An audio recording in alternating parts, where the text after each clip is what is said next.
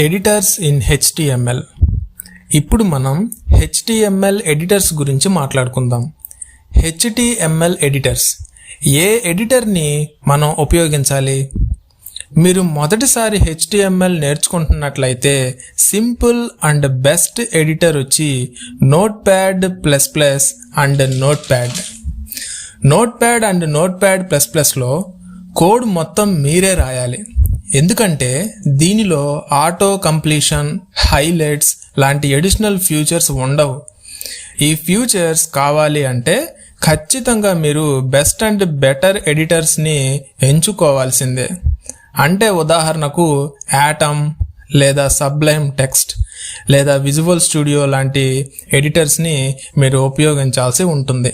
వీటిని ఉపయోగిస్తే కోడ్ని మీరు గుర్తుపెట్టుకోవాల్సిన అవసరం లేదు. ఇవి మీకు ఎక్స్ట్రా ఫ్యూచర్స్ని ప్రొవైడ్ చేస్తాయి. అంటే ఆటో ఇంటెండేషన్, ఆటో కంప్లీషన్, హైలైట్స్ లాంటివన్నమాట.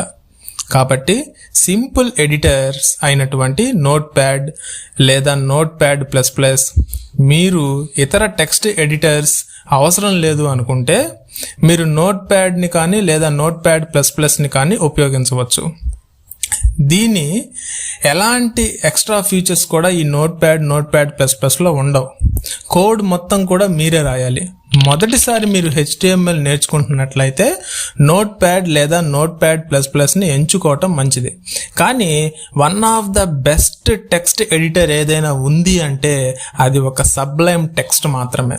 ముందుగా మీరు HTMLని నేర్చుకోవాలి అని అనుకుంటున్నట్లయితే, అంటే మొదటిసారి నేర్చుకుంటున్నట్లయితే కనుక మీరు నోట్ప్యాడ్ని సెలెక్ట్ చేసుకొని అక్కడ ప్రాక్టీస్ అనేది కంప్లీట్ అయిన తర్వాత అప్పుడు మీరు ఈ బెస్ట్ ఎడిటర్ అయినటువంటి సబ్లైమ్ టెక్స్ట్లో వర్క్ చేయొచ్చు.